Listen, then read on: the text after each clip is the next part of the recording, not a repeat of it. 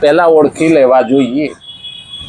અને એટલે ભગવાનને અર્પણ કરે છે. ભગવાન તેને પોતાની જાત પણ આપી દે છે અને તેના ઋણી પણ થઈ જાય છે. આવા લોકો જે કામ કરે ને ભગવાનને અર્પણ કરે એને તો ભગવાન પોતે એના બની જાય છે અને બધું કામ કરે.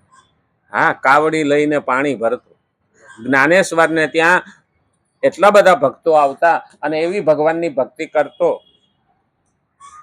અને એને ત્યાં દિવસ રાત લોકોને ભક્તિમાં સેવા થતી. જ્ઞાનેશ્વરને ત્યાં આવા જ્ઞાની પણ હતા. વારકરી સંપ્રદાય સ્થાપ્યો એને જ્ઞાનેશ્વરે અને જ્ઞાનેશ્વરી ગીતા લખી છે. આ રીતે જે રામસુખદાસજીએ લખી ને એવી રીતે જ્ઞાનેશ્વર ગીતા છે મહારાષ્ટ્રમાં.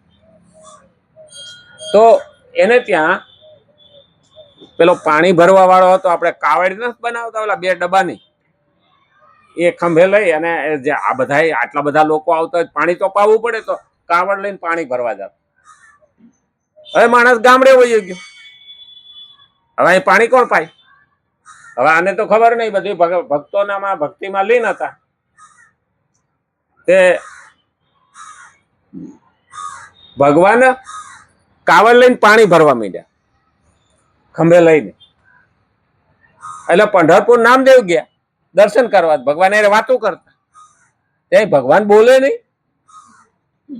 ભગવાન બોલે નહીં કે આ ભગવાન મારાથી રિહાણા. તેને ખબર પડી કે અત્યારે તો જ્ઞાનેશ્વર ને ત્યાં ગયા ભગવાન. ભગવાન વિઠ્ઠલનાથ જ્ઞાનેશ્વર ને ત્યાં પાણી ભક્તોને પાવા હાટુ ગયા. એટલે નામદેવ ને ખબર પડી, દોડતા નામદેવ જ્ઞાનેશ્વર ને ત્યાં ગયા ને તો ભગવાન ને ખબર પડી ગઈ, તો અંદર કાવડ મૂકીને ત્યાંથી વહી ગયા. જાહેર થાય નહીં. આ પેલું યાદ રાખવાનું, ભગવાન ગમે એ રૂપમાં આવે છે. પછી એને નામદેવને ખબર પડી કે ભગવાન અહીંથી પણ વયા ગયા, કામ કરવા પણ આવે ને કામ કરવા પણ મોકલે. તો આપણે રોટલા ઘડવા ગયા હોઈએ અથવા તો કોઈને પીરસવા ગયા હોઈએ ને તો પણ એ ભગવાને આપણને ત્યાં મોકલા છે. એટલે એમાં કઈ નવું છે નહીં. અંતઃકરણમાં વસ્તુનું મહત્વ હોવાથી તે વસ્તુનું મૂલ્ય વસ્તુમાં જ મળે છે. કારણ કે આપણે એવું માનીએ ભગવાન તેને પોતાની જાત પણ આપી દે અને તેના ઋણી પણ થઈ જાય છે. ભગવાન ઋણી થઈ જાય. હનુમાને એટલું બધું રામનું કામ કર્યું ને, કઈ એના બદલામાં માગ્યું જ નહીં. તો છેલ્લે શું શાસ્ત્રમાં લખાણું, જગતમાં એ કરે જન્મો એવો કે જેને રામને ઋણી રાખ્યા. ભગવાન ઋણી થઈ ગયા કે હનુમાન તું કાંઈક તો લે, તું 1 ગણું આપ તો હું 1000 ગણું આપું છું, કાંઈક તો લે. હનુમાન કે કાંઈ નથી જો. ત્યાં આપણને ખબર પડે.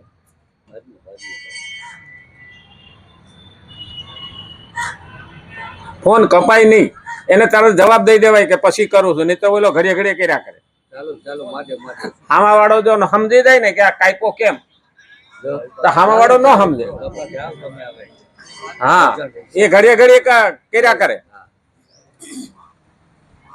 અને પાછા હામા વાળા ને એ નો સમજણ હોય કે ભાઈ કઈ. હા, અમારે એક ભાઈ હતા ને, ફોન કરે ને હામા વાળો ન ઉપાડે ને તો ઘરમાં કુદાકુદ કરે, આમ કરી નાખો તેમ કરી નાખો.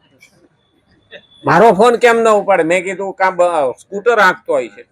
મને કે ન હાંકતો હોય તો હું તો સંડાસ પાણી ગયો હોય છે, ત્યાં થોડો ફોન લઈ જાય. કહું મારો ફોન ન ઉપાડે એટલે કહું તું કે એનો રાજા છો, હોટલાઈન છે કહું.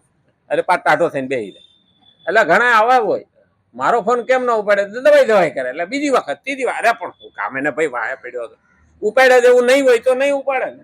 પેલા દવા લેવા ગયા હતા 2 છોકરાને લઈને બાઈ. હા, તે પેલા નાના છોકરાને કીધું તાર બાપાનું નામ લે. હા, ડોક્ટર સાહેબે પૂછ્યું નામ લખાવો. એટલે 2ને કીધું છોકરાને, 2ને નામ ન લીધું, છોકરાને કીધું તાર બાપાનું નામ દે. તો ઓલો મોટો પડખે બેઠો કોણી મારીને કે લેતો નહીં છે. તો કાં તો લીધા જેવું નહીં હોય તો મમ્મી જ ન લે.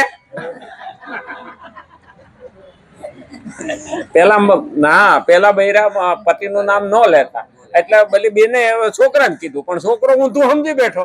અને ઘણી વખત આવું હોય. એટલે કીધું પોતાની જાત પણ આપી દે અને તેના ઋણી પણ થઈ જાય છે. તાત્પર્ય એ છે કે વસ્તુને પોતાની માનીને આપવાથી અંતઃકરણમાં વસ્તુનું મહત્વ હોવાથી તે વસ્તુનું મૂલ્ય વસ્તુમાં જ મળે છે.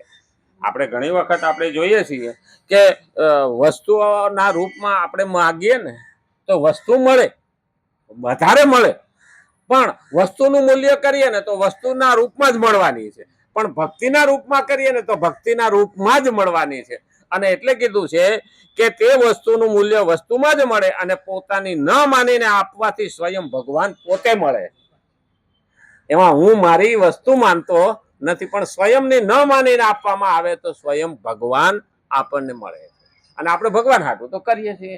આજ તો ટાઈમ થઈ ગયો નહીં, આવતીકાલે જો હું રામચંદ્ર ભગવાન કૃષ્ણ કનૈયા લાલ કી, ગજાનંદ ગણપતિ ભગવાન નમઃ પાર્વતી પતે હર હર મહાદેવ.